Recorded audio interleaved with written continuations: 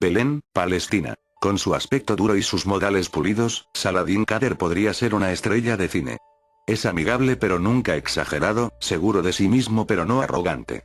Trabaja como profesor de planeación urbana en la Universidad Khalil Gibran, y, naturalmente, es el amor platónico de todas sus estudiantes. Nos sentamos bajo la estatua del personaje que da su nombre a la universidad. Como casi todo lo demás en una de las ciudades más pobladas de Medio Oriente, el bronce pulido de la figura brilla bajo el sol. Nací y me crié en Ciudad de Kuwait. Mi familia era una de las pocas afortunadas que no fueron expulsadas después de 1991, cuando Arafat se alió con Saddam contra el resto del mundo. No éramos ricos, pero tampoco nos iba mal. Vivía confortablemente, quizá demasiado, podría decirse, y eso se notaba en mi actitud y en todo lo que hacía. Estaba viendo las noticias del canal Al Jazeera desde el mostrador del Starbucks en el que trabajaba todos los días al salir de la escuela. Era la hora pico de la tarde, y el lugar estaba lleno. Debería haber escuchado esa multitud, todos los gritos y las protestas.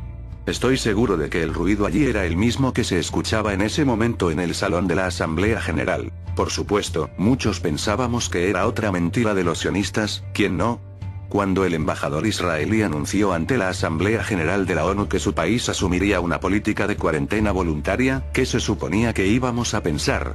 Se suponía que debía creer en esa absurda historia de que la rabia africana era en realidad algún nuevo tipo de virus que convertía a los muertos en caníbales sedientos de sangre. ¿Cómo puede alguien creer en semejante estupidez, especialmente si sale de la boca de tu más odiado enemigo?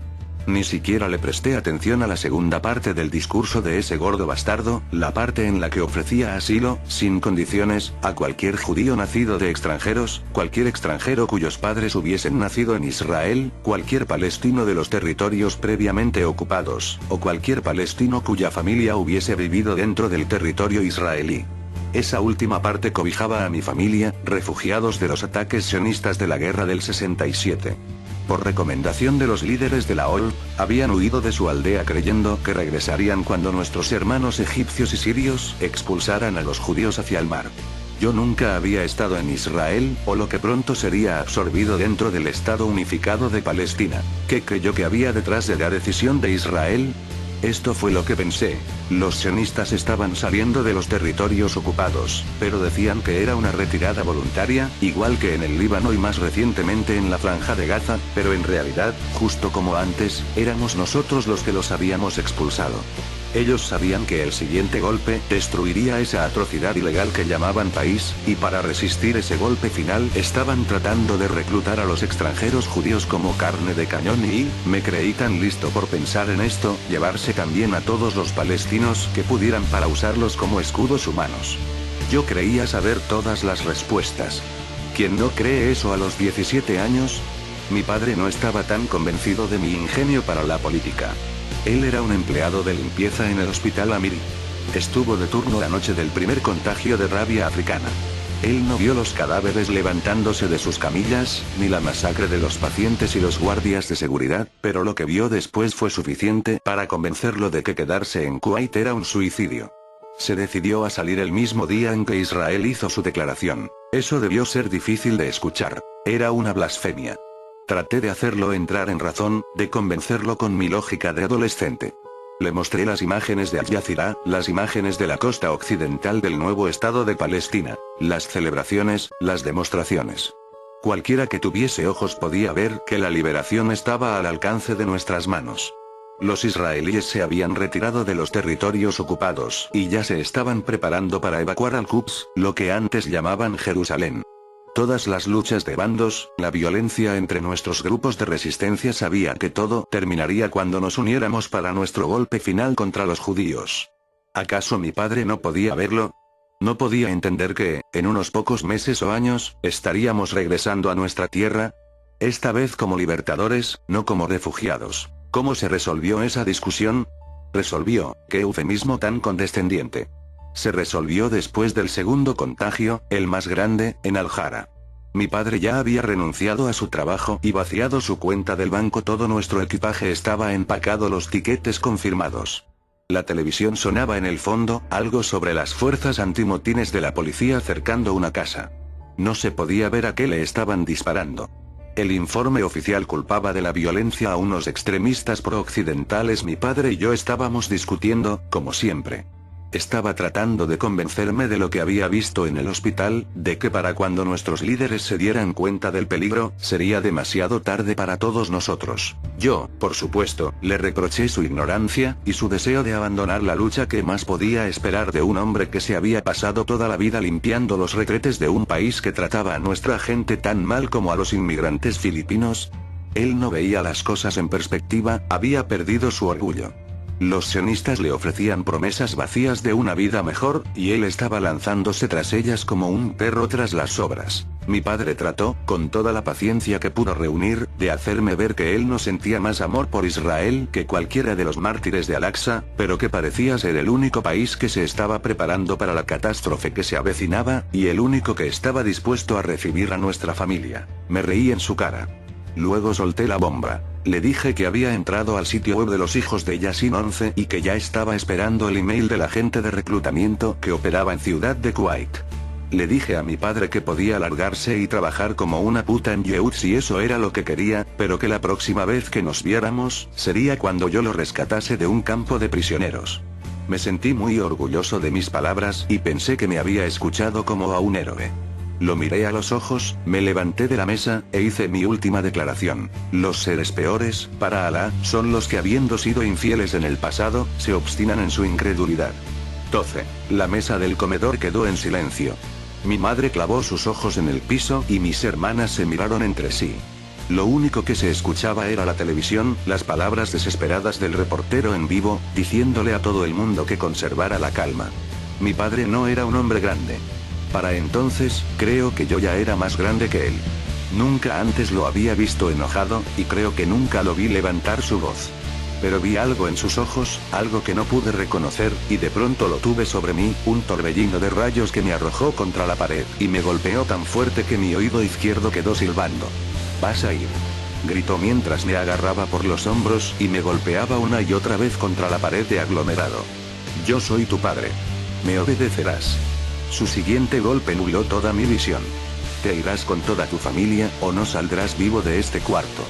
Más gritos, agarres, golpes y empujones. No entendía de dónde había salido ese hombre, ese león que había reemplazado a mi dócil y frágil excusa de padre. Un león que protegía a sus cachorros. Él sabía que el miedo era la única arma que le quedaba para salvar mi vida, y si yo no le temía a la plaga, maldita sea, iba a temerle a él. Y funcionó. Se ríe. Valiente mártir que resulté, creo que estuve llorando todo el camino hasta el Cairo. ¿Cairo? No había vuelos directos desde Israel hasta Kuwait, ni siquiera desde Egipto, desde que la Liga Árabe impuso sus restricciones de viaje. Teníamos que volar desde Kuwait hasta el Cairo, y luego tomar un autobús a través del desierto de Sinaí hasta el cruce de Taba. Cuando nos acercábamos a la frontera, vi la pared por primera vez. Todavía no estaba terminada, eran solo unas barras de acero levantándose desde unos cimientos de concreto. Yo había oído sobre el infame cerco de seguridad, ¿qué ciudadano del mundo árabe no lo había oído? Pero siempre había pensado que solo rodeaba la costa occidental y la franja de Gaza. Allí afuera, en medio de aquel desierto, eso solo confirmaba mi teoría de que los israelíes estaban preparándose para un ataque a lo largo de toda su frontera. Muy bien, pensé. Los egipcios por fin volvieron a descubrir dónde están sus pelotas. En Taba, nos bajaron del autobús y nos ordenaron que camináramos, en fila, junto a unas jaulas que encerraban unos perros muy grandes y de aspecto feroz. Pasamos uno por uno. Un guardia fronterizo, un africano negro y flaco, yo no sabía que había negros judíos 13, nos hacía señas con la mano. «Esperen ahí», dijo en un árabe casi irreconocible. Luego, «Usted, venga». El hombre frente a mí en la fila era viejo. Tenía una larga barba blanca y se apoyaba en un bastón. Cuando pasó junto a los perros, estos enloquecieron, aullando y ladrando, tratando de morder y embestir las paredes de sus jaulas. Instantáneamente, dos tipos grandes en ropas de civil se pusieron al lado del viejo, diciéndole algo al oído y llevándoselo lejos. Pude ver que el viejo estaba herido. Su dishdasa estaba rasgada a la altura de la cadera, con una mancha marrón de sangre. Con toda seguridad, esos hombres no eran médicos, y la camioneta negra y sin distintivos a la que lo llevaron no era ninguna ambulancia. Malditos, pensé mientras los familiares del anciano lo reclamaban llorando. Están descartando a los que son muy viejos o enfermos como para serles útiles. Luego fue nuestro turno de pasar por el camino de los perros. No me ladraron a mí, ni al resto de mi familia. Creo que uno de ellos sacudió la cola cuando mi hermana le extendió la mano. Sin embargo, el hombre que pasó después de nosotros, otra vez los ladridos y aullidos, y otra vez los tipos de civil. Volteé para mirarlo, y me sorprendí al ver un hombre blanco, americano quizá, o canadiense no, tenía que ser americano, su inglés era muy ruidoso. «Vamos, estoy bien», gritó mientras forcejeaba. «Vamos hombre, ¿qué pasa?». Iba bien vestido, de traje y corbata, y una maleta que le hacía juego, la cual fue arrojada a un lado cuando comenzó a luchar con los israelíes. «Vamos hombre, no te metas conmigo. Soy uno de ustedes. Vamos». Se le rompieron los botones de la camisa, revelando un vendaje cubierto de sangre alrededor de su vientre. Seguía gritando y pateando cuando lo metieron detrás de la camioneta. No lo entendía. ¿Por qué esas personas? Era claro que no se trataba de ser árabe, y ni siquiera era por estar herido.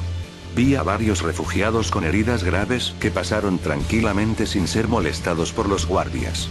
Los escoltaron hasta unas ambulancias de verdad, no las camionetas negras. Sabía que tenía algo que ver con los perros. Estaba detectando infecciones de rabia.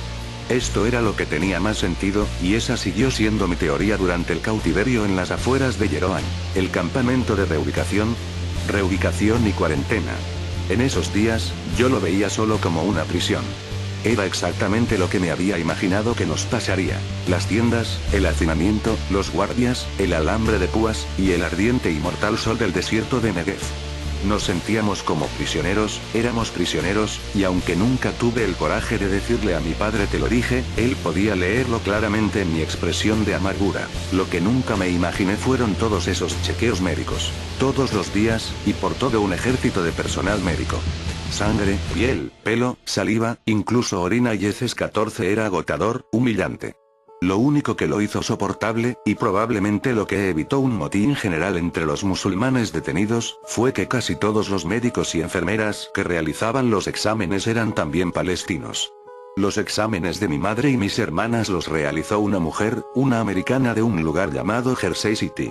El hombre que nos examinó era de Jabalía, en Gaza, y él mismo había estado allí detenido solo unos meses antes. Todo el tiempo nos decía, tomaron la decisión correcta al venir aquí. Ya lo verán. Ya sé que es difícil, pero verán que era la única salida. Nos dijo que todo era verdad, todo lo que los israelíes habían dicho. Todavía no era capaz de creerle, a pesar de que una parte de mí quería hacerlo. Estuvimos en Yeroam por 3 semanas, hasta que nuestros documentos fueron procesados y nuestros exámenes médicos dieron el resultado que buscaban. Usted sabe cómo era, en todo ese tiempo ni siquiera miraron nuestros pasaportes. Con todo lo que había trabajado mi padre para que nuestros documentos oficiales estuviesen en orden. Creo que eso era lo que menos les importaba.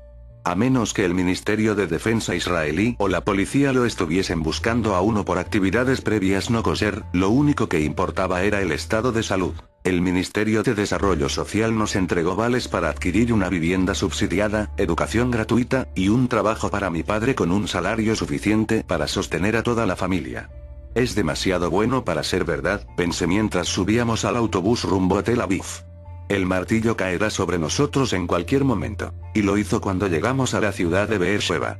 Yo estaba dormido y no escuché los disparos, ni vi cuando el parabrisas se rompió en 1000 pedazos. Me desperté al sentir el autobús sacudiéndose sin control. Chocamos contra el costado de un edificio. La gente gritaba, vidrios y sangre regados por todas partes.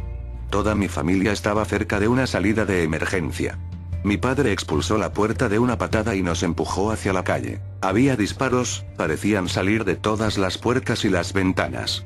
Pude ver que eran soldados contra civiles, estos últimos con armas y bombas hechizas. Al fin. Pensé. Mi corazón quería saltar de mi pecho. Ha comenzado la liberación. Antes de que pudiese hacer algo, antes de poder unirme a mis compatriotas en batalla, alguien me agarró por la camiseta y me empujó a través de la puerta de un Starbucks. Fui arrojado al piso, a un lado de mis familiares. Mis hermanas lloraban mientras mi madre trataba de cubrirlas con su propio cuerpo. Mi padre tenía una herida de bala en un hombro. Un soldado del ejército israelí me empujó contra el suelo, manteniendo mi cabeza alejada de la ventana. Me hervía la sangre. Comencé a buscar cualquier cosa que pudiese ser usada como arma, quizá hasta un trozo de vidrio para clavárselo en el cuello a ese maldito Yehu. De repente, una de las puertas traseras del Starbucks se abrió. El soldado volteó hacia ella y comenzó a disparar. Un cuerpo ensangrentado cayó al suelo justo frente a nuestros ojos, y una granada salió rodando de su temblorosa mano. El soldado agarró la bomba y trató de arrojarla a la calle. Explotó en el aire. Su cuerpo nos protegió de la explosión. Cayó sobre el cuerpo de mi compatriota árabe asesinado. Excepto que no era un árabe. Cuando mis lágrimas se secaron, vi que en la cabeza traía unos payot y una yarmulka, y un tzitzit ensangrentado colgaba a un lado de sus pantalones desgarrados. Aquel hombre era un judío, los rebeldes armados en las calles eran judíos. La batalla a nuestro alrededor no era un levantamiento de insurgentes palestinos, sino los inicios de la guerra civil israelí. En lo personal, ¿cuál cree que fue la causa de esa guerra? Creo que fueron muchas causas.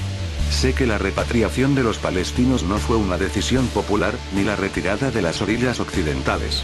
Estoy seguro que el plan estratégico de reubicación de poblaciones debió enojar a una buena parte de su gente. Un montón de israelíes tuvieron que ver cómo demolían sus casas para darle espacio a esos complejos residenciales fortificados y autosuficientes. Lo de Al-Quds, esa fue la última gota. El gobierno de la coalición decidió que ese era su mayor punto débil, demasiado grande como para controlarla, y dejaba un hueco que llevaba justo al centro de Israel. No solo evacuaron esa ciudad, sino también desde Nablus hasta el corredor de Hebrón. Pensaban que construir una muralla más baja a lo largo de la demarcación de 1967 era la única manera de asegurar una total seguridad, sin importar las represalias de sus propios grupos religiosos de derecha. Me enteré de todo eso mucho después, usted sabe, y también que la única razón por la que el ejército israelí triunfó al final, fue porque la mayoría de los rebeldes provenían del movimiento ultraortodoxo, y por lo tanto nunca habían prestado servicio en las fuerzas armadas. ¿Usted sabía eso? Yo no. Me di cuenta de que no sabía prácticamente nada acerca de esa gente que había odiado toda mi vida. Todo lo que creía cierto se desvaneció ese día y fue reemplazado por el rostro de nuestro verdadero enemigo. Iba corriendo con toda mi familia hacia la parte trasera de un tanque israelí, 15 cuando una de esas camionetas negras dobló la esquina. Un mortero la golpeó directamente en el motor. La camioneta salió despedida por los aires, aterrizó al revés, y explotó en una brillante bola de fuego naranja. Todavía me faltaban algunos pasos para alcanzar las puertas del tanque y tuve el tiempo exacto para ver cómo sucedía todo. Unas figuras se deslizaron fuera de la camioneta en llamas, lentas antorchas humanas, cuyas ropas y piel estaban cubiertas de gasolina ardiente. Los soldados a nuestro alrededor comenzaron a dispararle a las figuras. Podía ver los pequeños agujeros en sus pechos a medida que las balas los atravesaban sin producir daños. El líder de escuadrón a mi lado gritó: «Brosh». Lloré Brosh. Y los soldados ajustaron sus visores. Las cabezas de las criaturas estallaron. La gasolina terminó de consumirse cuando cayeron al suelo, solo unos cadáveres carbonizados y sin cabeza. De pronto entendí lo que mi padre había estado tratando de advertirme, lo que los israelíes habían estado tratando de advertirle al resto del mundo. Lo que no pude entender fue por qué el resto del mundo no quiso escucharlos.